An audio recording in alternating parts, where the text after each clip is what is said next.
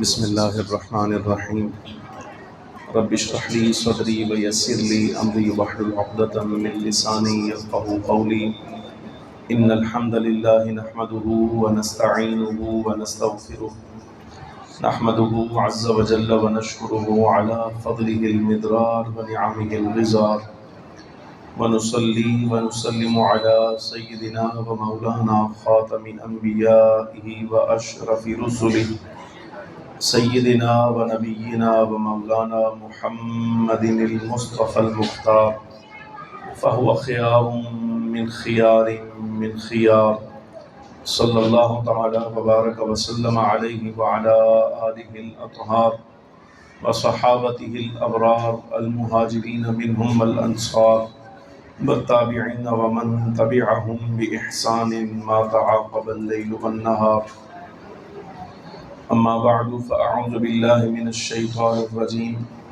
بسم الله الرحمن الرحيم قل يا أيها الناس إني رسول الله إليكم جميعا الذي له ملك السماوات والأرض لا إله إلا هو يحيي ويميت فآمنوا بالله ورسوله النبي الأمي الذي يؤمن بالله وكلماته واتبعوه لعلكم تهتدون صدق الله مولانا العظيم وصدق رسوله النبي الكريم الأمين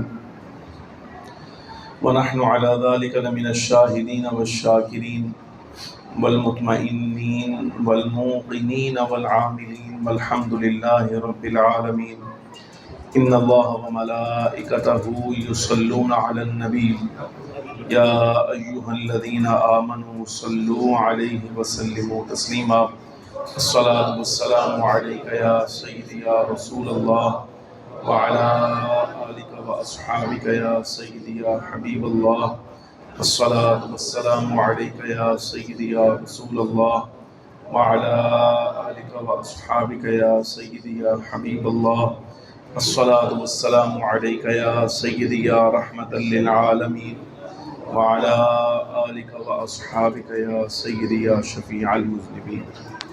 انتہائی عزت کے لائق، احترام کے لائق جملہ حاضرین و سامعین کرام، قرآن عزیز فرقان مجید کی ایک آیت طیبہ سورۃ الاعراف سے آپ احباب کے سامنے تلاوت کرنے کا شرف حاصل کیا ہے، تو آپ فرمائیں اللہ رب العالمین جل وعلا حق بیان کرنے کی توفیق عطا فرمائے۔ جو گزارشات پیش کرنا چاہتا ہوں مالک و مولا ہمیں اس کے مطابق اعتقاد رکھنے کی اور عمل کرنے کی بھی توفیق عطا فرمائے۔ آج کی یہ نشست حضور پر نور شافع یوم النشور صلی اللہ تعالی علیہ وبارک وسلم کے میلاد شریف کے سلسلہ میں انعقاد پذیر ہے۔ سامعین گرامی قدر، جملہ انبیاء کرام علیہم السلام سیدنا آدم علیہ السلام سے لے کر حضور فخر عالم نور مجسم صلی اللہ علیہ وبارک وسلم کی ذات والا صفات سمیت سب انبیاء کرام علیہم السلام اللہ رب العالمین جل وعلا اور اس کی مخلوق کے درمیان رب کے سفیر ہوتے ہیں۔ باری تعالیٰ جل وعلا کی بارگاہ میں سب انبیاء کرام علیہم السلام بڑی قدر والے، بڑی عزت والے۔ فخر عالم نور مجسم صلی اللہ علیہ وبارک وسلم کی شریعت کا یہ مسئلہ ہے، توجہ درکار ہے۔ سرکار کی شریعت کا یہ مسئلہ ہے، از قبیل ایمانیات اور معتقدات ہے۔ ہمارے ہاں کوئی بندہ اس وقت تک مسلمان نہیں ہو سکتا جب تک سرکار سمیت جملہ انبیاء کرام علیہم السلام کی نبوت اور رسالت پر ایمان نہ لائے۔ کوئی بندہ حضور پر نور صلی اللہ علیہ وبارک وسلم کا کلمہ پڑھے لیکن دیگر انبیاء کرام علیہم السلام میں سے کسی نبی کے بارے میں بھی اشارتاً کنایتاً ایسا جملہ کہے کہ جس میں انکار پایا جائے، تو سرکار کی شریعت کا حکم یہ ہے، اس کا مطلب یہ کہ اس نے کلمہ حضور کبھی نہیں پڑھا، یہ حضور کی شریعت کا مسئلہ ہے۔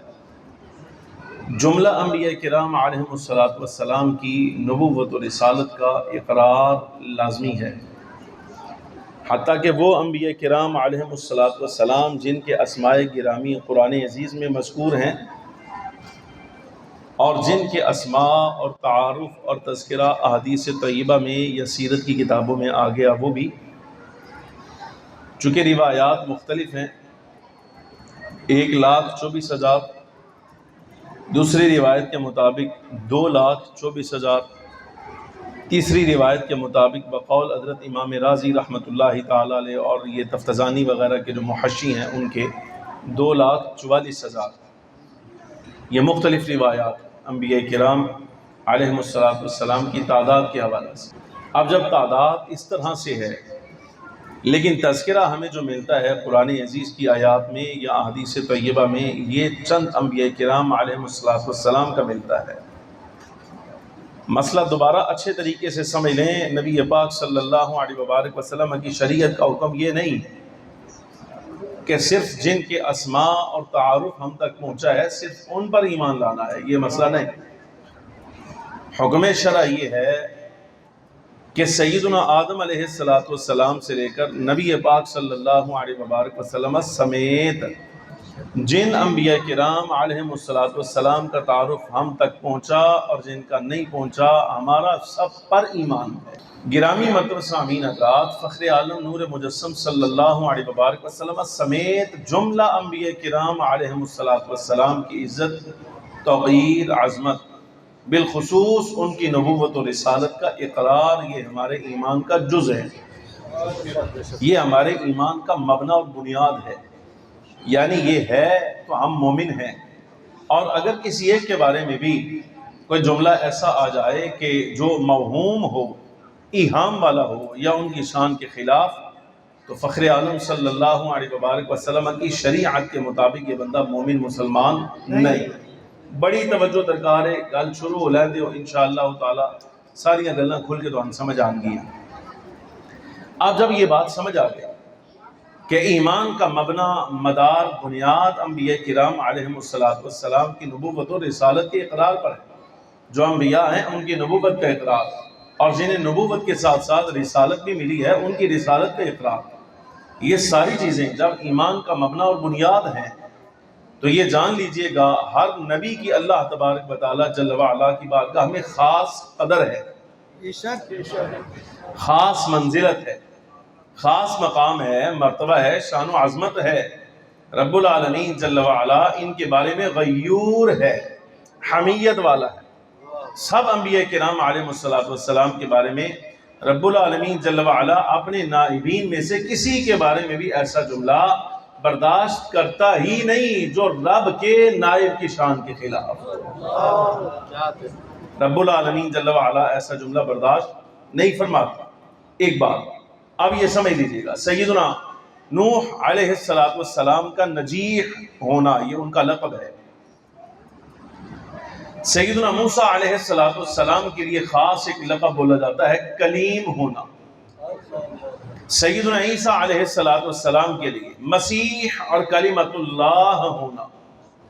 حضرت سیدنا ابراہیم خلیل الرحمن علیہ السلام کے لیے خلیل اللہ ہونا، خلیل ہونا، یہ سمجھے گا مثال دے رہا ہوں، نجیح ہونا، خلیل ہونا، کلیم ہونا، مسیح ہونا، یہ نرے انبیاء کرام علیہم السلام کے القاب نہیں ہیں، بلکہ اللہ کی بارگاہ میں ان کی قدر کے حوالے ہیں۔ یہ حوالے یعنی سیدنا نوح علیہ السلام کی بارگاہ حق میں اگر قدر سمجھنا چاہتے ہو تو یہ جان لو کہ وہ اللہ کے نجیح ہیں۔ سیدنا موسیٰ کا مقام و مرتبہ سمجھنا چاہو تو یہ سمجھو وہ کلیم ہے۔ حضرت عیسیٰ کا مرتبہ سمجھنا چاہو تو آپ کلمۃ اللہ ہیں۔ حضرت سیدنا ابراہیم کا مرتبہ سمجھنا چاہو تو آپ خلیل اللہ ہیں۔ یہ سب ان کی قدر کے حوالے ہیں، میرے لقب نہیں کہ بھئی ان کی شان و عظمت کے لیے ساتھ ایک لفظ بڑھا دیا گیا، یہ لفظ نہیں، رب کی بارگاہ میں ان کے مناسب ہیں۔ یہ رب کی بارگاہ میں ان کا منصب ہے جسے لفظوں میں تعبیر کیا جاتا ہے۔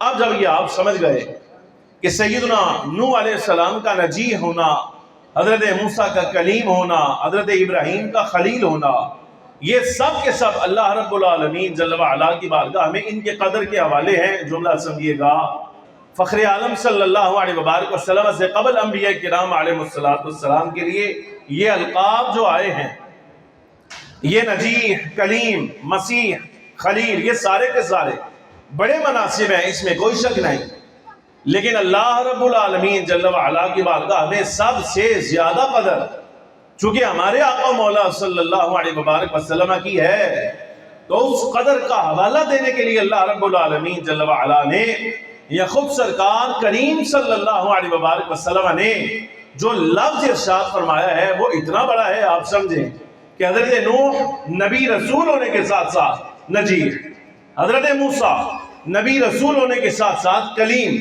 سیدنا ابراہیم نبی ہونے کے ساتھ ساتھ خلیل، یہ سارے مناصب ہیں، بڑے اونچے ہیں، لیکن کائنات کا سب سے اونچا حوالہ مصطفیٰ کریم صلی اللہ علیہ وسلم کے لیے اللہ نے دیا ہے، اور وہ یہ ہے رب کا حبیب ہونا۔ یہ منصب محبوبیت جو ہے یہ فقط فخر عالم نور مجسم صلی اللہ علیہ وبارک وسلم کے لیے ہے۔ اب جب اتنی بات آپ سمجھ گئے کہ سب انبیاء کرام علیہ السلام قدر والے، نبی پاک صلی اللہ علیہ وبارک وسلم کی قدر و شان سب سے زیادہ، تو اللہ تبارک و تعالیٰ جل وعلا کا یہ منشا ہے، یہ رب کا ارادہ ہے کہ جس طرح ہم اپنے حبیب اکرم صلی اللہ علیہ وبارک وسلم کی قدر ڈالتے ہیں، ہم فخر عالم صلی اللہ علیہ وبارک وسلم کا مقام، مرتبہ ان کی عزت کے مطابق لاتے ہیں، جن میں ہم نے اپنے حبیب کو بھیجا ہے یہ بھی ہمارے حبیب کی قدر ایسے ہی کریں جیسے ہم کر رہے ہیں، جیسے رب کر رہا، یعنی جس طرح خود اللہ تبارک و تعالی جل وعلا سرکار کریم صلی اللہ علیہ وبارک وسلم کی قدر کرتا ہے، سرکار کی عزت کرتا ہے، احترام کرتا ہے، اور نبی پاک صلی اللہ علیہ وبارک وسلم کی تعظیم و توقیر بیان فرماتا ہے۔ منشأ خدا بندی ہے کہ لوگ جن میں ہم نے اپنے حبیب کو بھیجا ہے، یہ متاع قدرت ہم نے جن کو دی ہے، سرکار پوری قدرت الہیہ کا خلاصہ ہیں۔ اگر آپ یہ سمجھنا چاہیں کہ رب العالمین جل وعلا کی شانیں اور قدرتیں کیا کیا ہیں، رب العالمین جل وعلا کا اختیار کیا کیا ہے، رب کیا کیا کر سکتا ہے، تو اس کے لیے آپ کو چاہیے کہ آپ حضور کو دیکھیں، آپ سرکار کو دیکھیں کہ نبی پاک صلی اللہ علیہ وبارک وسلم کو اللہ نے کیسی عظمت عطا فرمائی ہیں۔ اب جب عظمت عطا فرمائی، قدر عطا فرمائی، تعظیم دی ہے، عزت دی ہے، توقیر دی ہے، تو ارادہ الہیہ یہ ہے، منشأ خدا بندی یہ ہے کہ جس طرح ہم حبیب اکرم صلی اللہ علیہ وبارک وسلم کی عزت قرآن میں کروا رہے ہیں، ذکر کر رہے ہیں، جن میں ہم نے اپنے حبیب کو بھیجا ہے، یہ بھی ہمارے حبیب کی قدر ایسے کرے جیسے ان کی شان ہے۔ اب اس کے لیے یہ سمجھیے گا، اللہ رب العالمین جل وعلا نے جو ارشاد فرمایا، ایک آیت طیبہ میں نے آپ کے سامنے پڑھی، یہ جو تمہید میں نے آپ کے سامنے پڑھی ہے، اس کی صورت میں آپ ذرا آیت کو سمجھیے۔ باری تعالیٰ جل وعلا ارشاد فرماتا ہے، قل، حبیب آپ فرمائیے، یا ایھا الناس، اے لوگو، حبیب آپ دعویٰ فرمائیں، قل، حبیب آپ دعویٰ کریں، کیا؟ اے لوگو، انی رسول اللہ الیکم جمیعا، کہ میں تم سب کی طرف اللہ کا وزیر اعظم بن کر آیا، میں تم سب کی طرف اللہ رب العالمین جل وعلا کا رسول بنا کر بھیجا گیا ہوں۔ کون اللہ؟ تعارف سمجھیے گا، کون اللہ؟ الذی لہ ملک السماوات والارض، وہ جو مالک ہے سارے آسمانوں کا اور ساری زمینوں کا، وہ جو سب آسمانوں کا مالک ہے، سب زمینوں کا مالک ہے، میں اس کا رسول بن کر تمہارے درمیان آیا ہوں۔ اور ایک بات اور سمجھیے، باری تعالیٰ جل وعلا نے قرآن عزیز میں جہاں کہیں خطاب فرمایا ہے لوگوں سے، دو طرح سے فرمایا، بڑی عام بات ہے، کئی مرتبہ آپ نے سن رکھی ہو، یا ایھا الناس، اے لوگو، یا ایھا الذین آمنوا، اے ایمان والو، تخصیص کرتا ہے، انسانیت بلا امتیاز سارے کے سارے انسان مخاطب ہیں، عام ازیں، کافر ہیں، مسلمان ہیں، پھر کافروں میں سے کوئی بھی عقیدہ رکھنے والے، کوئی نظریہ رکھنے والے، چاہے یہودی ہیں، نصرانی ہیں، کسی مذہب سے بھی تعلق رکھنے والے، سارے کے سارے یا ایھا الناس میں آ گئے. لیکن ان یا ایھا الناس میں سے اگر خاصوں سے خطاب کرنا ہو تو رب العالمین جل وعلا پھر تخصیص فرماتا ہے یا ایھا الذین آمنوا کہہ کر. اب سارے بندے مراد نہیں ہوتے، سارے ایمان والے بندے مراد ہوتے ہیں. ظاہر ہے وہ سب میں سے کچھ ہیں، یا ہر طرح کا بندہ ہے، مسلمان بھی ہے، کافر بھی ہے. لیکن اس آیت طیبہ میں اللہ رب العالمین جل وعلا نے عنوان خطاب، موضوع سخن چونکہ انسانیت کی طرف رکھا ہے، اے انسانوں، اے لوگوں، تو اللہ رب العالمین جل وعلا نے آگے چل کے اپنی ایک ایسے احسان کا اظہار فرمایا ہے جس کا تعلق پوری انسانیت کے ساتھ خاص. یعنی پیچھے خطاب اگر عام ہے تو آگے شان بھی عام. بعض شانیں ایسی ہیں کہ اللہ رب العالمین جل وعلا نے ان پر ان کے لحاظ سے کرم صرف اور صرف اہل ایمان پر فرمایا. مثلا دولت ایمان اللہ تبارک و تعالیٰ کی بہت بڑی نعمت، ایمان اللہ کی نعمت ہے، لیکن دی اللہ رب العالمین جل وعلا نے خاص لوگوں کو ہے، چند لوگوں کو. لیکن کچھ نعمتیں ایسی ہیں کہ رب العالمین جل وعلا وہاں امتیاز نہیں فرماتا، وہ انسان مسلمان ہو یا کافر سب پر وہ انعام ہے. تو اللہ رب العالمین جل وعلا نے جب خطاب انسانوں سے کروایا ہے تو آگے اپنی ایک ایسی شان ذکر فرمائی ہے جس کا تعلق پوری انسانیت کے ساتھ، چاہے کو مانے یا نہ مانے لیکن سب کے ساتھ ہے. کیا حبیب آپ فرمائیے یا ایھا الناس، اے لوگو، انی رسول اللہ الیکم جمیعا، میں تم سب کی طرف اللہ کا رسول بنا کر بھیجا گیا ہوں. کون اللہ؟ الذی لہ ملک السماوات والارض، وہ جو مالک ہے سب آسمانوں کا، ساری زمینوں کا. لا الہ الا ہو، اس کے سوا کوئی معبود ہے ہی نہیں. یحیی و یمیت، وہ اللہ جو زندگی بھی دیتا ہے اور موت بھی دیتا ہے. یہ دونوں صفتیں آپ سمجھیں، یعنی زندگی دینا، موت دینا، ان کا تعلق خالی ایمان والوں کے ساتھ تو نہیں. یعنی کافر پر بھی اللہ رب العالمین جل وعلا نے زندگی دے کر انعام فرمایا ہے، زندگی دے کر انعام فرمایا ہے. اب اچھا ایک بات اور ہے، آپ کہیں بھائی زندگی انعام ہے تو موت کیا ہے؟ میں کہوں گا موت بھی انعام ہے اللہ کا، یہ نعمت ہے. کوئی بندہ اگر موت کو زحمت سمجھے تو نظریہ اس کا غلط ہے. موت بھی اللہ تبارک و تعالیٰ کا انعام ہے. اس لحاظ سے چلیں اس کے لیے کوئی دلیل نہ صحیح، کچھ نہ صحیح، تھوڑی سی عقل استعمال کرے، آپ کو معلوم ہو جائے گا 1000 سال پہلے کا پیدا ہونے والا بندہ اگر آج زندہ ہوتا تو انہوں سامڑا کنے سے اس کو کون سامتا. آج جس زمانے میں ہم جی رہے ہیں یہاں سگی اولاد 60-70 سال کی عمر میں اگر والد آ جائے وہ جناب والا ناک چڑھاتی ہے، تیوری چڑھاتی ہے، ماتھے پر بل آتے ہیں، اکتاہٹ کا شکار ہو جاتے ہیں. وہ 60 سال کا سامنا مشکل ہو گیا ہے، 1000 سال کا کون سامتا. اللہ رب العالمین جل وعلا نے جیسے زندگی نعمت بنائی ہے، موت بھی ایسی نعمت بنائی.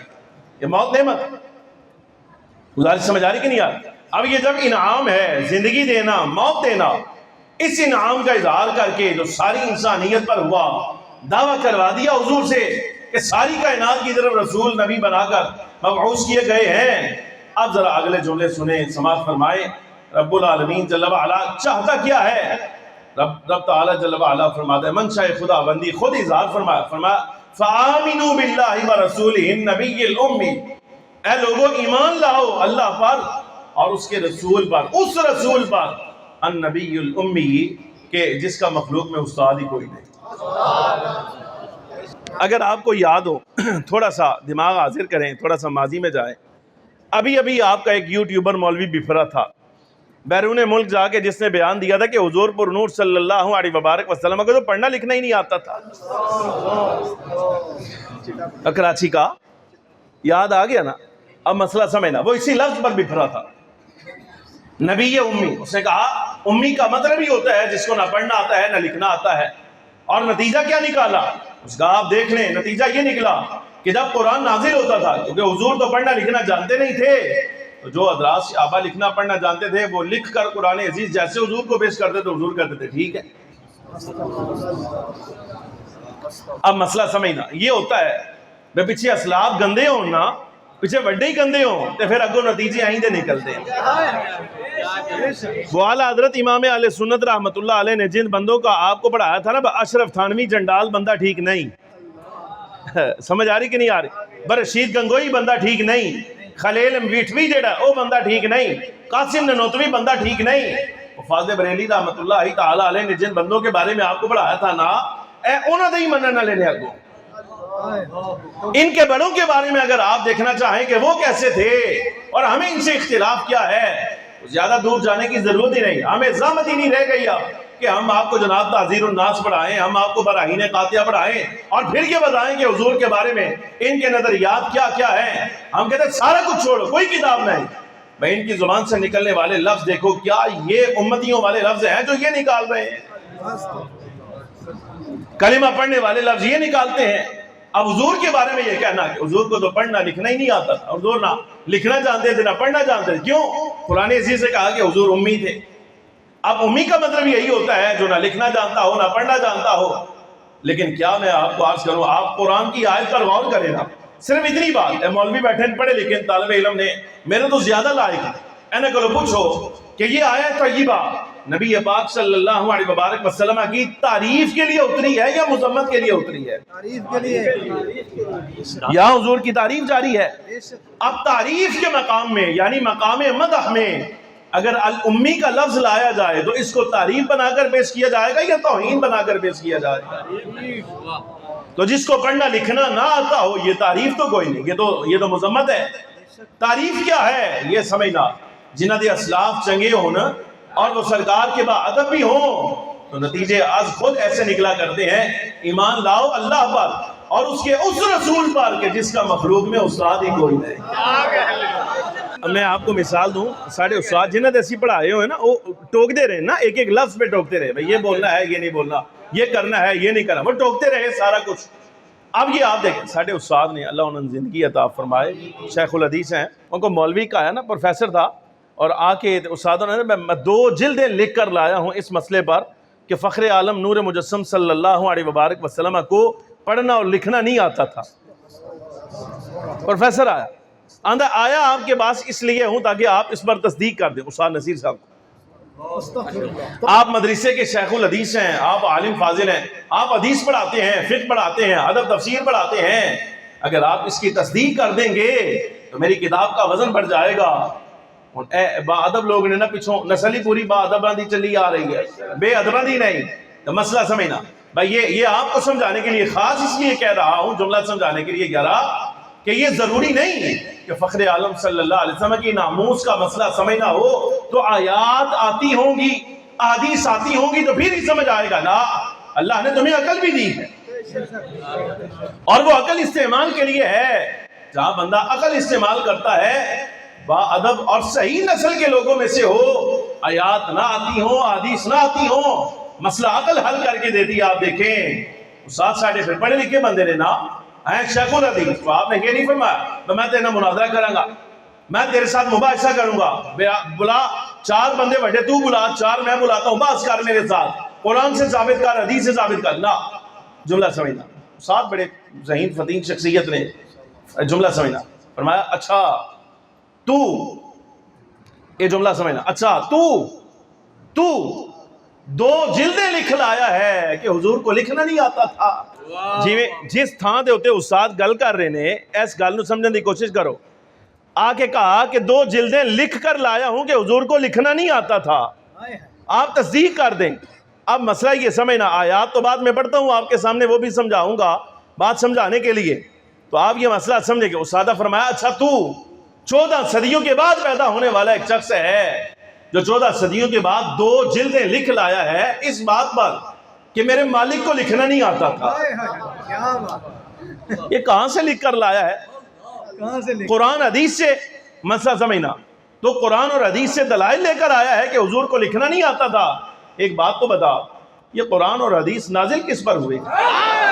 نازل کس پر ہوا ہے؟ سرکار پر۔ اچھا کیا تیری عقل ہے جن پر نازل ہوا انہیں نہ لکھنا آتا تھا نہ پڑھنا آتا تھا، اور جو ان پر نازل ہوا وہ پڑھ کے تو کہہ رہا ہے کہ میں پڑھا لکھا ہوں، حضور کو لکھنا نہیں آتا تھا؟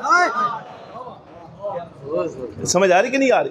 اب یہ مطلب کیا ہے اس آیت طیبہ کا؟ یہ سمجھے آپ کے عقیدے کی بات ہے، یہ سمجھیے گا، یہ جو فرمایا نا جس کا مخلوق میں استاد کوئی نہیں، یہ سرکار کی تعریف ہے۔ کیوں فرمایا؟ اس لیے فرمایا کہ یہ ہمارے حبیب ہیں، یہ ہمارے محبوب ہیں، یہ صدر الانبیاء ہیں، یہ مقتدائے انبیاء ہیں۔ رب العالمین جل وعلا فرماتا ہے جن کو ہم نے پڑھا دیا ہے ہم پسند ہی نہیں کرتے کہ کسی اور کے بعد یہ پڑھنے کے لیے، ہم کافی نہیں، بس جس کو رب نے خود پڑھا دیا ہے۔ چلو ایک مثال میں اور سناؤں آپ کو، میں نام نہیں لیتا، ہماری جماعت کے بہت بڑے عالم، نام نہیں لیتا، میں فتنے دا باعث ہو جائے گا، ایویں بات جو لوگ اللہ کرتے ہیں کہ یار تسی فلانے پیچھے پتہ ہے نہیں اگلیاں گلاں دا، اس واسطے حکمت کے پیچھے نام نہیں لیتے، بڑا لائق آدمی ہماری جماعت کا، بلکہ میں آپ سے عرض کروں کہ اس زمانے کے بڑے بڑے خطباء جن کو آپ اس وقت سن رہے ہیں کہ یہ ناموس صحابہ پر پہرا دیتے ہیں، یہ سمجھیے گا کہ ان سب کے منہ میں زبان اس بندے کی ہے۔ اتنا سمجھیے، اتنا بڑا عالم ہے ہماری جماعت یعنی اہل سنت و جماعت کا۔ اندر میں پڑھتا ساتھ بڑے استاد مولانا محمد نواز کیلانی صاحب رحمۃ اللہ تعالی علیہ، علماء طلباء نے جان دن بڑے استاد کون سن؟ فاضل بریلی تھے، یہ جامعہ مدینہ العلم یہاں گجرانوالہ مین روڈ پر ان کا مدرسہ ہے، بہت بڑی شخصیت ہے، بڑے عالم فاضل فنون کے بڑے ماہر آدمی تھے، ان کا لقب بھی بڑے استاد مولانا محمد نواز کیلانی صاحب۔ یہاں ہماری اصطلاح میں یعنی مدارس میں علماء میں بڑے استاد کا لفظ بولا جائے نا تو اسلاف میں جو بزرگ وصال کر گئے ان میں دو بندے مراد ہوتے، ایک استاد الکل مولانا عطا محمد صاحب بندیالوی رحمۃ اللہ علیہ، اور ان کے بعد اگر دوسرا لفظ بولا جائے کہ استاد بڑے اس مولانا محمد نواز کیلانی صاحب رحمۃ اللہ علیہ گجرانوالہ انہاں کول پڑھ دے سن۔ کہ میں دل میں خیال آیا کہ یار کراچی میں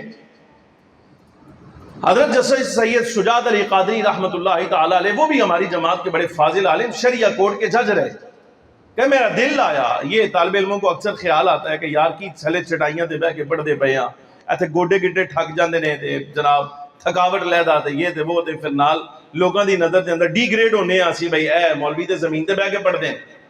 دل میں میرے خیال آیا کہ یار مجھے نہ کراچی جانا چاہیے اور بڑے استاد مولانا محمد نواز کیلانی صاحب رحمۃ اللہ علیہ جنہاں نہ کو پڑھ لیا وہ کافی ہے، ہن کراچی چلنے ہیں، اوتھے جا کے تے جسٹس سید شجاعت علی قادری رحمۃ اللہ تعالی علیہ سے میں فاضل عربی پڑھوں گا۔ یہ سن 79 کی بات، 79 اندر میں اس ویلے میرے رہی ہمارے دل میں بھی آتا تھا، اے سال دوم سوچ اہی پہنچے نا تو یہ دل کیا یار یہ جو ہم دارالعلوم جامعہ نعیمیہ میں پڑھتے ہیں کیا ہی اچھا ہو کہ انٹرنیشنل یونیورسٹی اسلامک یونیورسٹی اسلام آباد میں چلے جائیں ہم پڑھنے کے لیے۔ بکو بندہ ساڑھے کو پوچھے جی ہاں جی شاہ جی کدھر پڑھتے ہو، تو یہ کہنے کی بجائے کہ میں جامعہ نعیمیہ میں پڑھتا ہوں، ہاں اچھا مدرسے پڑھتے ہو، یہ کہنے کی بجائے اگر میں کہوں گا کہ میں انٹرنیشنل اسلامک یونیورسٹی اسلام آباد میں پڑھتا ہوں میرا وزن بدے گا، اچھا یونیورسٹی میں پڑھتا ہے۔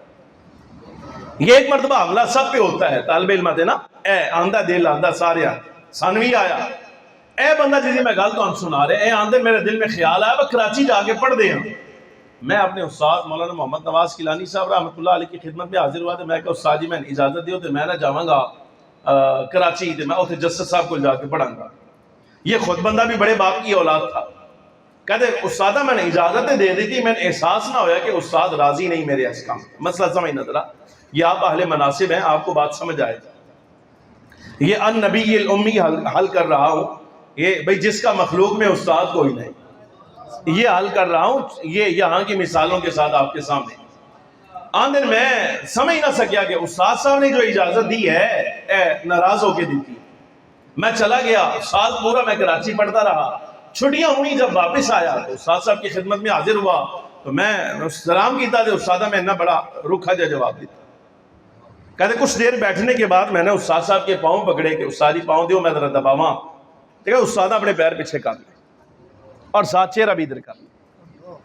میں بڑا حیران ہوا، میں کہ یار عجیب گل ہے، استاد نے میں کہڑا ہو جا کام کر رہے، استاد ناراضی ہو گئے۔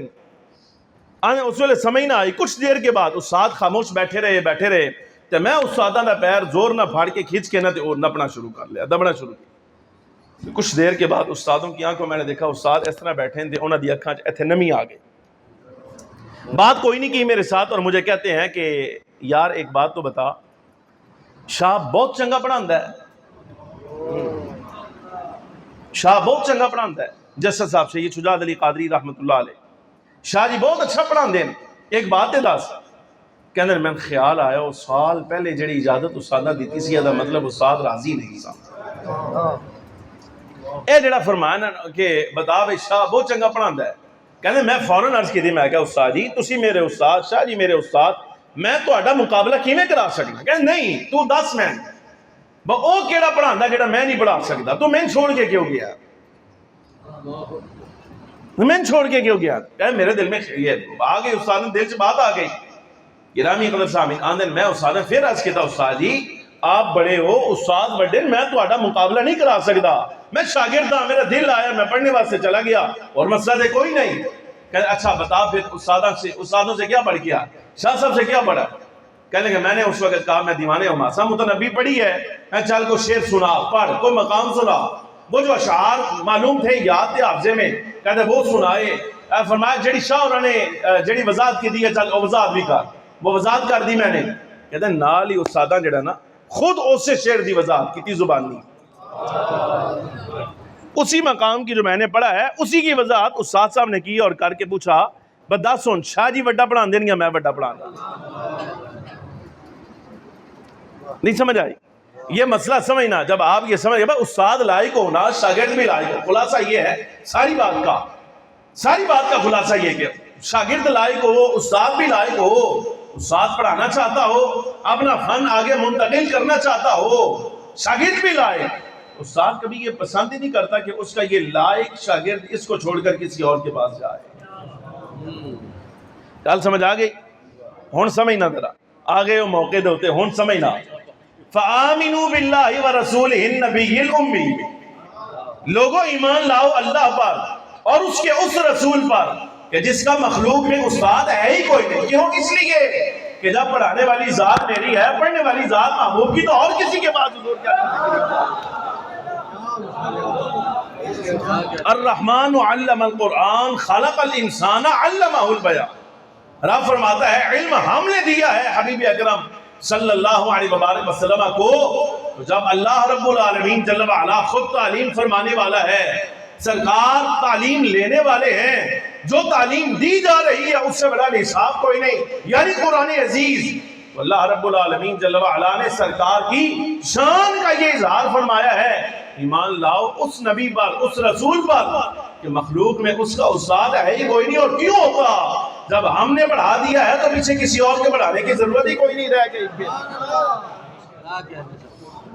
آپ اندازہ کریں، یعنی اس نبی رسول کے بارے میں یہ کہنا، نہ پڑھنا آتا تھا نہ لکھنا آتا تھا، اس کو بندہ کہ بابا ایمان آدمی تیری مت ماری گئی ہے۔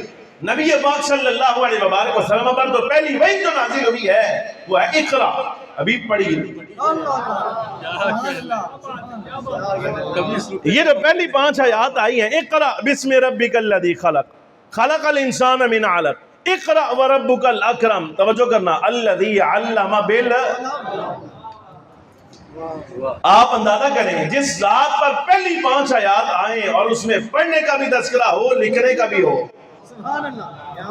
اقرا ابھی پڑھیے، حبیب پڑھیے، الذی علم بالقلم، وہ جس نے قلم سے پڑھنا لکھنا سکھایا ہے۔ گرامی قدر حاضرین، جس ذات پر پہلا سبق یہ نازل ہو رہا ہے کہ پڑھیے اور قلم کا تذکرہ، ان کے بارے میں یہ کہنا کہ ان کو نہ لکھنا آتا تھا نہ پڑھنا آتا تھا، جو صحابہ لکھ کے دیتے تھے وہ مان لیتے تھے۔ حضور کی حالت یہ تھی، یہ تو قرآن عزیز کے صریح خلاف ہے مسئلہ۔ آیت سمجھ آ رہی ہے کہ نہیں؟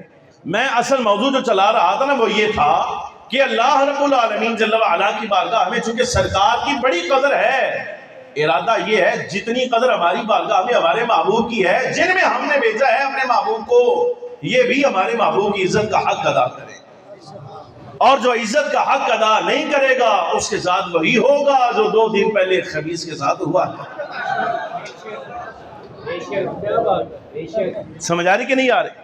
یہ 2 دن پہلے جس خبیث کے ساتھ جو کچھ ہوا ہے یہ اس کا حق بنتا تھا، اس لیے کہ رب قدر کرے، رب قدر کروائے، اور رب چاہے کہ ہمارے حبیب کی قدر کی جائے، اور تو بندہ اٹھ کے نبی پاک صلی اللہ علیہ وسلم کے لیے اس طرح کے لفظ بولے جو سرکار کی شان کے لائق ہی نہیں، تو آپ اندازہ کیجئے اس کے بعد وہ تصور کرے کہ مجھے کہا بھی کچھ نہ جائے گا، نہ ایسا نہیں ہوگا، بلکہ یاد رکھیے گا رب کی منشا ہے کہ قدر کی جائے، جو نہیں کرے گا کھڑا ضرور جائے گا۔ سمجھ آ رہی کہ نہیں؟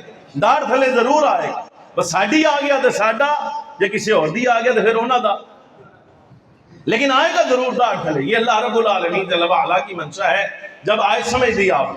اب یہ قدر کے بارے میں اللہ تبارک و تعالیٰ جل وعلا نے جو حقوق رکھے ہیں، گرامی قدر عظیم، ہمارے بڑے بڑے نیک لوگ ایسے ہیں، یہ تبلیغاں کرنے والے، 40 دن جانا لے، 2 مہینے جانا لے، کو افریقہ جاؤ، عہدے جاؤ، پتہ نہیں کہاں کہاں جانے والے، ان کو یہ یاد رہ جاتا ہے کہ ماں باپ کا حق ہے، بہن بھائیوں کا حق ہے، اولاد کا حق ہے، فلاں کا حق ہے، فلاں کا حق ہے۔ لیکن بڑی عجیب بات ہے کہ ایڈی وڈی داڑھی ہوئے، ایڈی وڈی سر تے دستار بدی ہوئے، اور شلوار بھی پوری چاہ کے رکھی ہوئے، اس سب کچھ کرنے کے بعد پوری دنیا کے حقوق یاد رہیں، لیکن کبھی زندگی میں یہ یاد نہ آئے کہ مالک کا حق میری ذات پر کیا ہے۔ اس سے بڑا ظلم کیا ہے؟ سرکار کا حق کبھی یاد ہی نہ آئے، نبی پاک صلی اللہ علیہ وبارک وسلم کی قدر کیا ہے، حضور کی منزلت کیا ہے، وہ کبھی سمجھ ہی نہ آئے۔ گرامی قدر حاضرین، یہ تو ہماری منشا نہیں، یہ اللہ کی منشا بھی نہیں۔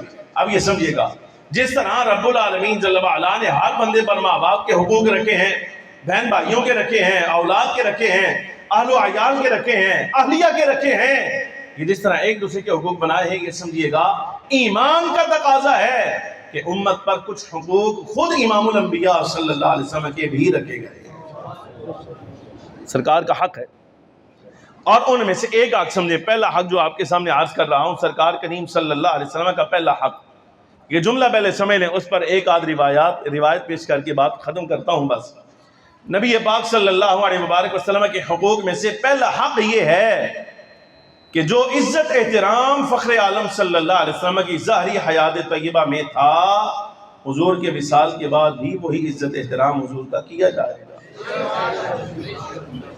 یہ سرکار کا پہلا حق ہے، کوئی اختلاف ہے؟ پکی گل ہے۔ ایک بات سمجھیے گا، اور ہمارے ہی معاشرے میں ایسے لوگ ہیں، آپ دیکھ لیں، وہ تعویل ہی یہ کر دیں، کوئی بات آپ ان کو سمجھا لیں، وہ کہیں بھئی یہ بات حضور کی حیات میں، یہ ظاہری حیات کا مقصد اب نہیں ہے۔ مثلا کوئی بندہ نبی پاک صلی اللہ علیہ وبارک وسلم کو یا نبی اللہ، یا رسول اللہ، یا حبیب اللہ کہ اگر خطاب کرتا ہے، تو یہ یہاں گلیوں میں پھرنے والے کئی آوارہ آپ کو ایسے نظر آئیں گے، بھئی یا رسول اللہ، یا نبی اللہ، حضور کی حیات میں کہنا ٹھیک تھا، اب ٹھیک کوئی نہیں، مل جائیں گے۔ لیکن یہ سمجھ لیجئے گا، اہل اسلام کا یہ عقیدہ نہیں۔ 14 صدیوں میں یہ اہل السنہ والجماعہ اہل اسلام کا اتفاق ہے کہ اللہ رب العالمین جل وعلا نے سرکار کی جو قدر و منزلت رکھی ہے، یہ یاد رکھیے گا، سرکار کے اصحاب نے وہ عزت ادا کی ہے، حق ادا کیا ہے اس کا، اور جو عزت حضرات صحابہ نے سرکار کی ظاہری حیات میں کی ہے، نبی پاک صلی اللہ علیہ وبارک وسلم کی حیات ظاہری کے بعد فرق نہیں کیا جائے گا، بلکہ جو عزت 14 صدیوں پہلے کی جا رہی تھی، آج زمانے میں وہی عزت حضور کی جائے گی۔ یہ ہمارا اصل مدعا ہے آپ کے ساتھ سمجھانے کے لیے۔ یہی وجہ ہے کہ گلیوں سے ہم نے آپ کو صدا لگا کر یہ جملہ کہا تھا کہ جو خبیث یہ کہے کہ توحید کا مطلب یہ ہے کہ اللہ رب العالمین جل وعلا کے سامنے تو بندہ ہو، کوئی بھی ہو، مرد زن، کوئی بھی بڑا بوڑھا، یہ تو اپنا پیشاب خود نہیں روک سکتا، حتیٰ کہ نبی پیغمبر بھی نہیں روک سکتے۔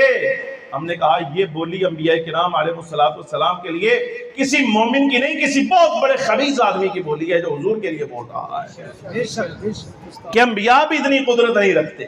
اب یہ آپ سمجھیے گا، یہ ظاہری حیات میں اور وصال کے بعد سرکار کی قدر و منزلت، عزت، یہی اختلاف ہے، یہی سمجھانا چاہتے ہیں۔ آج حضور پر نور صلی اللہ علیہ وبارک وسلم اگرچہ ظاہری حیات میں ہمارے سامنے نہیں، ہم نے زیارت حضور کی نہیں کی، لیکن علماء امت کا اس امر پر اتفاق ہے کہ آج 14ویں صدی میں کوئی بندہ کھڑا ہو کر حضور کا نام لے، حضرات ائمہ فرماتے ہیں اس پر لازم ہے اس طرح احترام سے نام لے، یہ تصور کرے جیسے حضور سامنے کھڑے ہیں۔ اگر اس کو یہ موقع ملتا، یہ اس کو قدرت انعام کرتی، موقع دیتی کہ سرکار کریم صلی اللہ علیہ وسلم کے دور میں اٹھایا جاتا، حضور سامنے موجود ہوتے، تو جس طرح حضور کی ظاہری حیات میں یہ اکرام، احترام، تعظیم، توقیر کے ساتھ حضور سے خطاب کرتا، آج 14 صدیاں گزر گئی ہیں تو آج بھی ایسے ہی لازم ہے، جب حضور کو یاد کرے تو اسی اکرام احترام کے ساتھ یاد کرے گا۔ میں مثال آپ کو دے رہا ہوں، صحیح مسلم شریف، حضرت عامر بن عاص رضی اللہ تعالیٰ عنہ، بس یہ روایت پڑھ کے میں کوشش کرتا ہوں بات مکمل کریں۔ حضرت عامر بن عاص رضی اللہ تعالیٰ عنہ صحابی رسول ہیں، نزاع کا وقت آ گیا، نزاع کا وقت، صحیح مسلم شریف پڑھ رہا، نزاع کا وقت آ گیا، آپ کی اولاد بیٹا بھی صحابی رسول ہے، اور بھی لوگ ایسے تھے جو چاہنے والے ماننے والے عزیز برادری کے رشتہ دار پاس بیٹھے ہیں۔ جب وصال کا وقت قریب آیا نا عین نزا کی کیفیت میں، تو اس وقت لوگ بھی جمع ہیں، تو پاس آ کر بندے بیٹھے تو آپ نے اپنا چہرہ دوسری طرف کر لیا، لوگوں کی طرف ہٹا لیا۔ جو احباب پاس بیٹھے تھے ان میں حضرت عبداللہ بن عمر بن عاص، بیٹے بھی آپ کے عامر بن عاص کے بیٹے بیٹھے تھے۔ کہا ابا جی پریشان لگ رہے،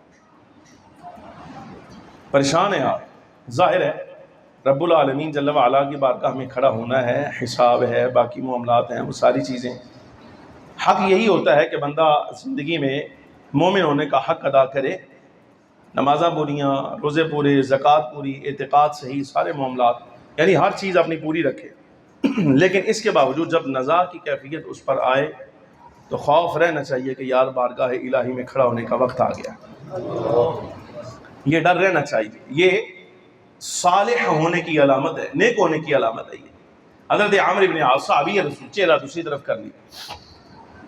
بیٹے بھی صحابی ہیں، حضرت عبداللہ بن عمر بن عاص کہنے لگے ابا جی آپ کو ڈرنے کی کیا ضرورت، کیا آپ کو یاد نہیں نبی پاک صلی اللہ علیہ وسلم نے فلاں موقع پر آپ کو بشارت دی، فلاں موقع پر آپ کو بشارت دی، آپ کو فلاں موقع پر بشارت، جب اتنی بشارتیں حضور نے آپ کو دے دی ہیں تو آپ ڈرنے کی کیا ضرورت۔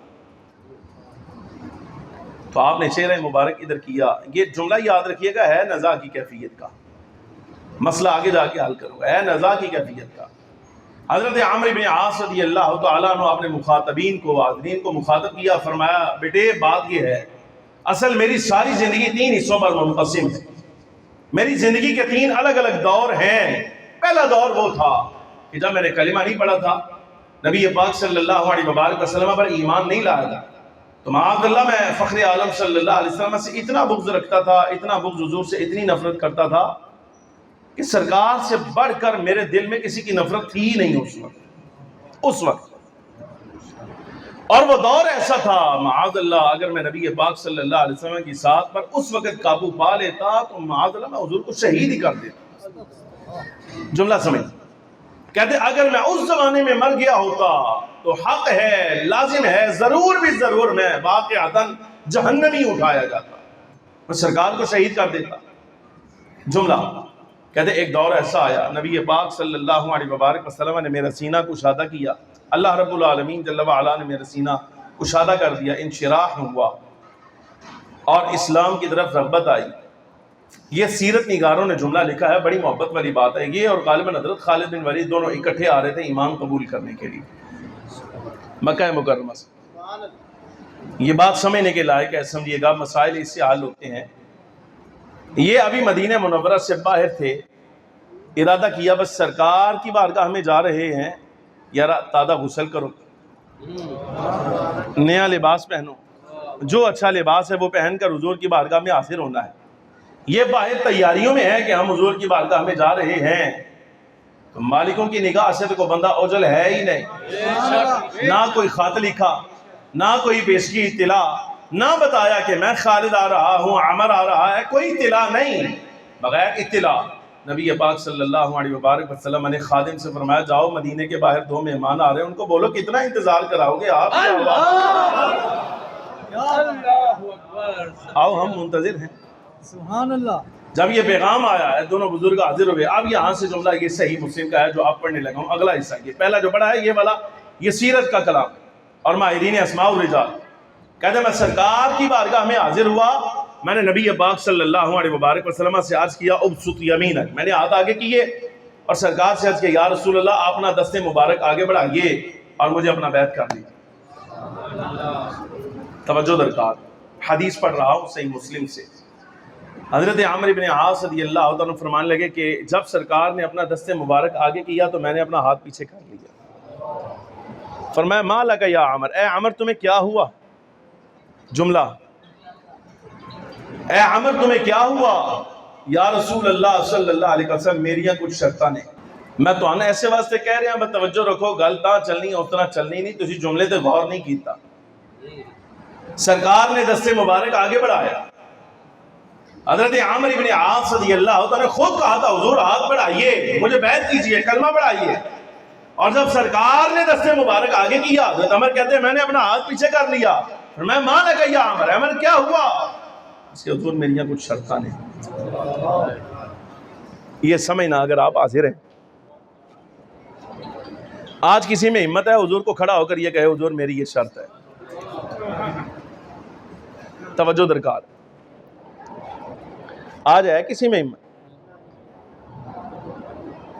کوئی بندہ نہیں کہہ سکتا. سرکار کو کوئی بندہ کہے حضور میری یہ شرط، سوال ہی پیدا نہیں ہوتا، کوئی نہیں کہہ سکتا. لیکن آپ اندازہ کریں یہی منصب صحابیت ہے. آپ کو صدیوں سے سمجھا رہے ہیں صحابی ہونے کا مطلب یہ ہوتا ہے. کلمہ تو آپ نے بھی پڑھا ہے لیکن اس ناز کے ساتھ نہیں. آپ نے اور میں نے ناز کے ساتھ کلمہ نہیں پڑھا. یہ ہمارا مقدر ہے، فضل الہی کہ ہم نے کلمہ پڑھا اور سرکار کی غلامی میں آ گئے. لیکن آپ دیکھیں ہمیں نصیب ہو گیا تو ہمارے لیے فضل ہے. جنہیں شرطیں رکھی ہیں سن حضور میری شرط ہے. ایسے واسے تو آنا نے یار گال نہ کڑیا کرو حضرات صحابہ کرام. بات کرنے سے پہلے سوچا کرو، دیکھا کرو کہ تمہارا ہمارا ایمان مسجد کی اذانوں سے ہے اور امام کی نمازوں سے ہے. امام نے کلمہ پڑھایا، آئیں یاد کر لے اچھے کلمے کہ تسی مسلمان اسی مسلمان، لیکن شرط کوئی نہیں. نبی پاک صلی اللہ علیہ وآلہ وسلم سے آج کہ یا رسول اللہ میری یہ کچھ شرطیں ہیں. تو سرکار نے یہ نہیں فرمایا کیسی شرط، کون سی شرط؟ میں کلمہ تو نے پڑھنا ہے، میں نے پڑھنا ہے. جنت میں تو نے جانا ہے، یہ تیرا مفاد ہے یا میرا مفاد ہے؟ سرکار کریم صلی اللہ علیہ وسلم نے ایسا کوئی جملہ تعارضاً اس بندے کو نہیں فرمایا. کیوں؟ اس لیے کہ سرکار جانتے ہیں کلمہ پڑھ کے میرا صحابی بنے گا، اور صحابی اپنے اختیار سے نہیں بن رہا، یہ اللہ کے انتخاب سے بن رہا ہے. رب لایا ہے اس کو، رب لایا ہے اس کو. اب جب یہ رب کا انتخاب ہے میرے لیے تو سرکار فرماتے چونکہ رب نے چنا ہے، فرمایا جیڑی مرضی شرط رکھ قبول کی دی جائے گی. بتا کیا شرط ہے تیری، بتا شرط بتا. ناز اٹھائیں. اس لیے کہتے ہیں حضرات صحابہ کرام کو گالیاں نہ دو یارا، اس لیے کہ انہوں نے جو اگر شرطیں بھی رکھی ہیں تو حضور نے یہ نہیں فرمایا کہ جاؤ میں شرطیں قبول نہیں کرتا، چلے جاؤ یہاں سے، کوئی شرط نہیں، کچھ نہیں. فرمایا تو شرط بتا، پوری کرنا میرا کام ہے، تو کلمہ پڑھ میری بات کا. انہوں نے ناز کے ساتھ کلمے پڑھے. یا رسول اللہ صلی اللہ علیہ وسلم میری یہ کچھ شرطیں نہیں. شرط کی سنو ذرا، بڑی محبت علی جا کے. فرمایا کیا شرط ہے؟ بتاؤ عمر کیا شرط ہے؟ آج کہ یا رسول اللہ صلی اللہ علیہ وسلم آپ ضمانت دیں میری بخشش ہو جائے گی.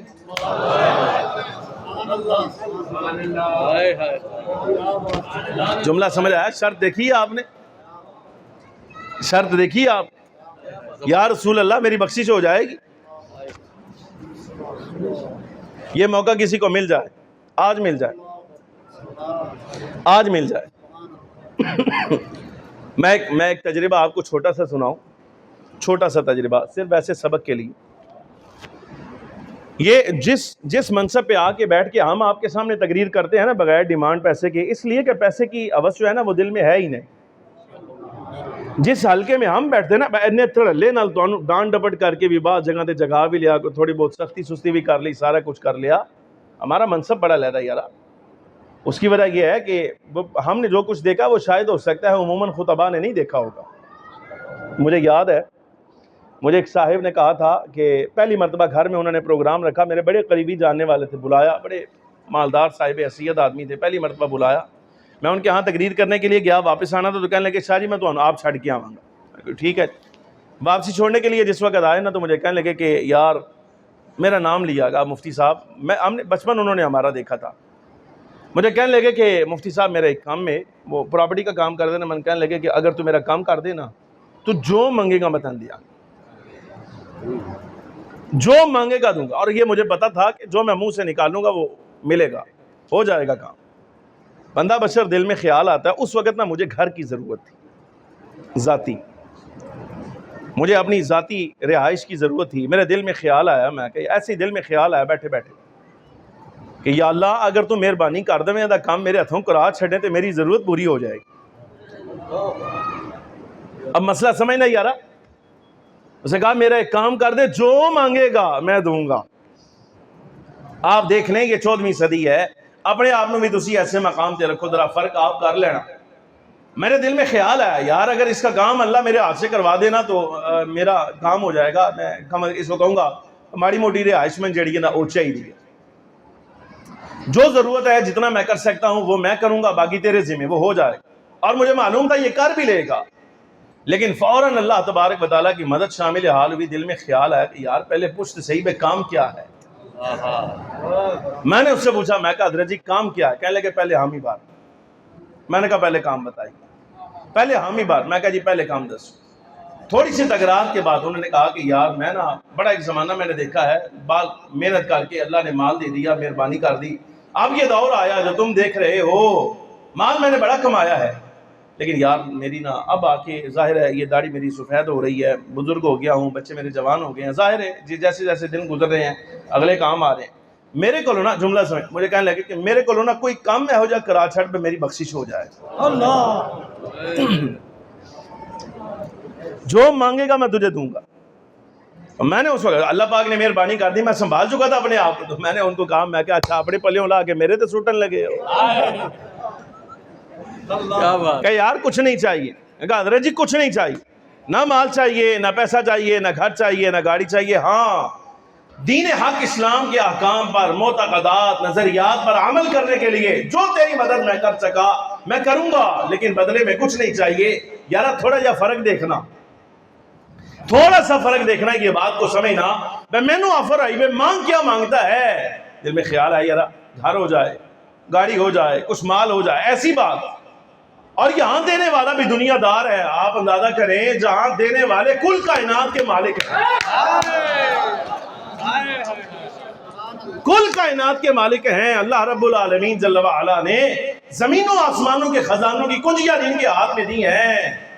جب کہا یا رسول اللہ میری شرط ہے، تو یہ نہیں کہا کہ حضور فلانا علاقہ میرے نام، فلانی جاگیر میرے نام، حضور فلاں جو ہے مقام کا خیرات میرے نام، یہ وہ کچھ نہیں، صرف اتنی بات. فرمایا مانگ عمر کیا بات ہے، شرط بتا. یا رسول اللہ آپ ضمانت دے میری بخشش ہو جائے گی. جملہ سمجھنا، نبی پاک صلی اللہ علیہ وبارک وسلم نے ارشاد فرمایا، عمر اما علمتا، کیا تجھے یاد نہیں رہا کہ اسلام پچھلے گناہوں کو ڈھا دیتا ہے، ہجرت پچھلے گناہوں کو ڈھا دیتی ہے، حج پچھلے گناہوں کو ڈھا دیتا ہے. تو مہاجر بھی ہے، تو حاجی بھی ہے، تو مسلمان بھی ہو رہا ہے، پتا پیچھے باقی کیا رہ جائے گا جو تو بخشوانا چاہتا ہے ابھی. اس کے بعد یہ جملہ سمجھے گا صحیح مسلم کا، حضرت سیدنا عمرو بن عاص رضی اللہ عنہ فرمان نزاع کی کیفیت میں، یہ ساری بات نزاع کی کیفیت میں انہوں نے بتلائی ہے. صحیح مسلم چلے. اس کے بعد جب میں مسلمان ہو گیا، کلمہ حضور کا پڑھ لیا، فرمایا میں جتنا عرصہ سرکار حیات رہے میں حضور کی خدمت میں رہا. میں جب کبھی سرکار کی بارگاہ میں بیٹھا، وہ دن گیا سرکار کے وصال تک میں نے کبھی نگاہ اٹھا کر حضور کو نہیں دیکھا. میری نظر میں تاب نہیں رہ گئی، میری نظر میں یہ طاقت نہ رہی کہ میں نگاہ اٹھا کر فخر عالم صلی اللہ علیہ وسلم کو دیکھتا. میں دیکھ نہیں سکتا تھا. حضور کا جلال ایسا، حضور کا رب دبدبہ ایسا، کمال ایسا، اور پھر میرا ادب ایسا کہ میں نے نگاہ اٹھا کر کبھی نہیں دیکھا. یہی وجہ ہے فرماتے ہیں آج جب کہ میں نزاع کی کیفیت میں ہوں، اب اگر کوئی بندہ مجھے کہے کہ عمر بتاؤ سرکار کا حلیہ شریف کیسا تھا، تو اللہ کی قسم میں بیان کرنے کی طاقت نہیں رکھتا، اس لیے کہ نظر بھر کے میں نے کبھی دیکھا ہی نہیں سرکار کو. جتنا حصہ میں نے آپ کو حدیث کا سنانا تھا وہ پورا ہو گیا، لیکن مسئلہ آپ سمجھ لیں. گرامی قدر عظیم، حضرت عامر بن عاص رضی اللہ عنہ یہ فرق نہیں کیا، یہ فرق نہیں کیا سرکار کی حیات میں ادب میں نے کیا ہے، اب اس کا ضرورت کوئی نہیں رہ گئی، حضور کا وصال ہو گیا. نہ 40 برس کے بعد بھی، جب سرکار کے وصال کے 40 برس کے بعد خود اپنے وصال کا وقت آ گیا ہے، تو اس وقت بھی حضرت عامر بن عاص وہی عزت کر کے دکھا رہے ہیں جو سرکار کی ظاہری حیات میں حضور کی کرتے رہے ہیں. اس کا مطلب یہ ہوا رسالت محمدیہ کا پہلا حق یہ ہے کہ حضور کی ظاہری حیات میں اور وصال میں فرق نہیں کیا جائے گا. جب نام لیا جائے گا، ذکر خیر آئے گا، تو سرکار کے لیے ادب احترام بالکل وہی ہوگا جو سرکار کی حیات مبارکہ میں کیا گیا. اب آپ خود ایمان سے فیصلہ کریں. جب اعتقاد یہ ٹھہرا، ایمان یہ ٹھہرا، فیصلہ یہ ٹھہرا کہ جو ظاہری حیات میں ادب ہے آج بھی وہی کیا جائے گا، تو آپ فخر عالم صلی اللہ علیہ وسلم کے لیے کوئی ایسا خبیث جملہ بولے اور اس کے بعد کہے کہ مجھے کچھ نہ کہا جائے. بات سمجھ آ رہی؟ کوئی نہیں آ رہی. ہم تو فکر مند ہے یارہ کسی بندے نے بڑی اچھی بات لکھی ہے، بڑی اچھی بات، وہ کہتا ہے کہ آج بھی کئی لوگ ایسے ہیں جڑے خبیث آدمی ڈیفینڈ کرتے پہ بھائی اس کے کہنے کا مطلب یہ، اس کے کہنے کا مطلب وہ. کسی بندے نے بڑا اچھا جملہ کہا، اس نے کہا یار عجیب بات یہ ہے، یہ اگر چھوٹا دجال تمہارا ایمان لے دے گیا ہے تو بڑا دجال تمہارے لیے کتنی بڑی آزمائش ثابت ہو جائے گا. بھیا چھوٹا یا خبیث آدمی، بھائی اگر یہ تم اس سے اتنی محبت کر رہے ہو اور اس پر ڈوبے جا رہے ہو، سرکار کے مقابلے میں تم اس کے بچانے کی کوشش کر رہے ہو، تو تم خود اپنے ایمان کے بارے میں فکر کرو. یہ تمہارا ایمان ہے کہ تم اس سے اپنے آپ کو نہیں بچا سکے، بڑے دجال سے کیسے بچاؤ گے اپنے آپ کو یار؟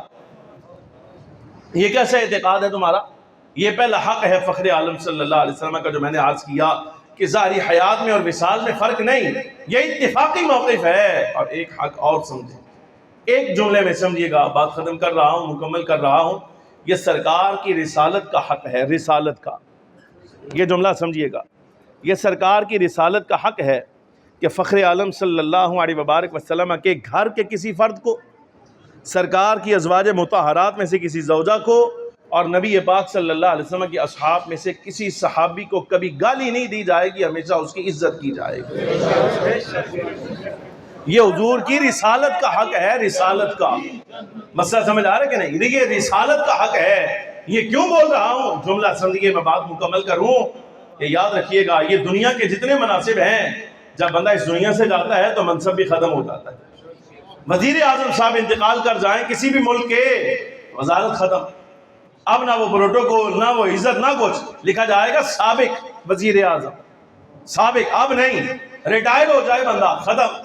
صدر اعظم اگر کسی ملک کا انتقال کر جائے، جب خود گیا تو منصب بھی گیا. لیکن 14 صدیوں کے علماء کا اس عمل پر اتفاق ہے، نبوت و رسالت ایسا وصف ہے کہ انبیاء وصال بھی کر جائیں تو وصال کے بعد بھی رسالت باقی رہتی ہے، نبوت بھی باقی رہتی ہے. یعنی وزیر مر جائے تو وزیر نہیں رہتا، صدر مر جائے تو صدر نہیں رہتا، مشیر مر جائے تو مشیر نہیں رہتا. انبیاء کرام علیہ السلام اگر ظاہری دنیا سے عالم برزخ میں چلے جائیں تو یہ یاد رکھیے گا نبی رہیں گے، رسول رہیں گے. تو اب جب یہ صحابہ کی عزت کرنا، اہل بیت کی عزت کرنا سرکار کی ذات کا نہیں بلکہ حضور کی رسالت کا حق ہے، تو جس طرح قیامت تک رسالت باقی رہے گی، حضور کے اصحاب کی عزت بھی اسی طرح باقی رہے گی. یہ رسالت کا حق ہے. اس لیے ہم آپ کو کہتے ہیں حضرات صحابہ کرام کے بارے میں ایسے جملے نہ کہا کرو، نہ نام لے کر، نہ بغیر نام لیے کبھی بھی. اور جو تعریض کرنے والا ہے اسی وجہ سے وہ بندہ مسلمان مومن نہیں رہتا، کیونکہ وہ سرکار کی رسالت کا حق ادا نہیں کر رہا. اب جو حق ادا کرنے والا ہے اس کو کیا ملے گا؟ رات نبی پاک صلی اللہ علیہ وسلم کا ارشاد گرامی آپ سماعت فرمائے آل بیت کے بارے میں. فرمایا مولا کائنات رضی اللہ تعالیٰ عنہ فرماتے ہیں ان النبی صلی اللہ علیہ وبارک وسلم اخذ بید حسن و حسین. نبی پاک صلی اللہ علیہ وبارک وسلم نے امام حسن و حسین کا ہاتھ پکڑا اور پکڑ کر یہ جملہ فرمایا من احبنی و احب حازین و اباہما و امہما کان معی فی درردی یوم القیامہ او کما قال صلی اللہ علیہ وسلم. حضرات حسنین کا ہاتھ پکڑ کر یہ جملہ فرمایا کہ جو مجھ سے محبت کرے ان دونوں سے بھی محبت کرے، پھر ان کے ماں باپ کے ساتھ بھی عقیدت رکھے. فرمایا وعدہ رہا کان معی فی درجتی یوم القیامہ، قیامت کے دن میرے ساتھ جنت میں میرے والے درجے میں رکھا جائے گا. یہ نہیں فرمایا کہ جنت میں رکھا جائے گا. جنت میں ہونا اور بات ہے، جنت کے 100 درجے ہیں. یہ نہیں فرمایا بس جنتی ہے، مسئلہ سمجھیں. فرمایا قیامت کے دن جنت میں ہوگا، میرے درجے میں ہوگا، یعنی اس درجہ میں جہاں مجھے اللہ رب العالمین جل وعلا رکھے گا، اور میرے درجہ میں بھی اس مقام پر معی، فرمایا میرے نال ہوئے گا، میرے نال. یہ ہے حضور کی اولاد کا حق ادا کر. فخر عالم صلی اللہ علیہ وبارک وسلم کا حق خود سرکار نے ادا فرمایا. اللہ اللہ فی اصحابی، اللہ اللہ فی اصحابی، یہ جملے حضور کے ہیں. فرمایا میرے اصحاب کے بارے میں رب سے ڈرنا، میرے اصحاب کے بارے میں اللہ سے ڈرنا. لا تتخذوہم غرضا من بعدی، میرے وصال کے بعد انہیں اپنے مفاد کا نشانہ نہ بنا لے. یعنی مطلب اس کا کیا ہے؟ حضور فرما رہے ہیں تو اپنے اپنے مفاد نے سارے، تو اپنے مفاد پورے کرنے کے لیے میرے صحابہ کو گالیاں نہ دینا. اور جملہ کیا فرمایا؟ فرمایا یہ یاد رکھنا جو میرے اصحاب سے محبت کرے گا وہ میری محبت کی وجہ سے ان سے محبت کرے گا، اور جو میرے اصحاب سے بغض رکھے گا وہ میری وجہ سے ان کے ساتھ بغض رکھے گا۔ کیا مطلب؟ مطلب یہ جو مجھ سے محبت کرتا ہے وہ میرے اصحاب سے محبت کرتا ہوگا، اور معاذ اللہ جو مجھ سے نفرت کرتا ہے اظہار نہیں کر سکتا کہ اپنا ساڑ میرے بارے کٹن دی بجائے میرے صحابہ کٹتا رہے۔ گرامی قدر آدمی، یہ رسالت کے حقوق میں سے ہے جو اللہ رب العالمین جل وعلا یاد دلاتا ہے۔ آیت دوبارہ سمجھیے، خلاصہ آج کا بات مکمل۔ قل حبیب آپ فرمائیے، اے لوگو میں تم سب کی طرف اللہ کا رسول بنا کر بھیجا گیا ہوں، اس اللہ کا جو سب آسمانوں کا ساری زمینوں کا مالک ہے، جس کے سوا کوئی معبود نہیں ہے، جس نے زندگی دی ہے، جو موت دے رہا ہے۔ تو ایمان لاؤ لوگو اللہ پر اور اس رسول پر جس کا مخلوق میں کوئی استاد نہیں ہے، وہ خود بھی اللہ پر ایمان رکھتے ہیں، بکلماتہ اس کے ارشادات پر ایمان رکھتے ہیں۔ بتبعوہ ہمارے حبیب کی پیروی کرو، لعلکم تہتدون تاکہ تم ہدایت پا جاؤ۔ گرامی قدر آدمین، رسالت کے حقوق ہیں، ہر نبی کا کوئی نہ کوئی حق ہے اللہ کی بارگاہ میں۔ سرکار کا حق سب سے زیادہ، حضور کی قدر سب سے زیادہ، حضور کی منزلت سب سے زیادہ۔ اس قدر و منزلت کا تقاضا یہ ہے کہ سرکار کے وصال اور حیات میں فرق نہ کیا جائے۔ جو عزت اللہ نے ظاہری حیات میں دی ہے وہی عزت بعد وصال بھی رہے گی، اور یہ رسالت کے حقوق میں سے ہے کہ سرکار سے نسبت رکھنے والی کسی شے کو کبھی گالی نہ دی جائے اور کبھی ہلکا جملہ نہ بولا جائے کسی کے بارے میں بھی۔ حتیٰ کہ یہ یاد رکھیے گا، سرکار سے نسبت تو اگر در و دیوار پر بھی ہو جائے تو ہمارے لیے در و دیوار کا احترام بھی لازم ہو جائے۔ یہ جو سبزی آپ کھاتے ہیں، یہ کدو گھیا، یہ جو آپ کھاتے ہیں، یہ وہ تو نہیں نا جو فخر عالم صلی اللہ علیہ وسلم نے تناول فرمایا تھا۔ ظاہر ہے ہر آن ہر گھڑی زمین سے نیا اگ رہا ہے۔ قاضی ابو یوسف رضی اللہ تعالیٰ عنہ کے دسترخوان پر بادشاہ وقت کا بیٹا بیٹھا تھا، لیکن جب اس نے یہ کہا، آپ نے فرمایا، حدیث پڑھی، سبزی سامنے آئی، حدیث پڑھی کہ نبی پاک صلی اللہ علیہ وسلم یہ سبزی پسند فرماتے تھے، تو اس نے اس طرح سے ہاتھ پھیر کے کہا کہ میں تو پسند نہیں کرتا۔ فرمایا چمڑا بٹھاؤ ایدی گردن لانی۔ کیوں؟ اس سبزی کی توہین کر رہا ہے جس کو حضور نے فرمایا کہ مجھے پسند ہے۔ سمجھ آ رہی کہ نہیں آ رہی؟ سبزی، سرکار سبزی کو پسند فرمائے تو وہ بھی لائق عزت ہے، اور اگر کوئی سبزی کی توہین کر دے تو دین حق اسلام فقہا کا فیصلہ ہے کہ وہ بندہ گردن مارے جانے کے قابل ہے۔ تو جو بکواس یہ کر رہا ہے، نہ رسالت کا لحاظ ہے، نہ رسالت کے حقوق کا لحاظ ہے، نہ رسالت کے منصوبین کا لحاظ ہے۔ گرامی قدر آدمی، اس لیے ہمارے سے ذلیل ہوتے ہیں پورے پاکستان میں وہ بندے جو فخر عالم صلی اللہ علیہ وبارک وسلم کا حق ادا نہیں کرتے۔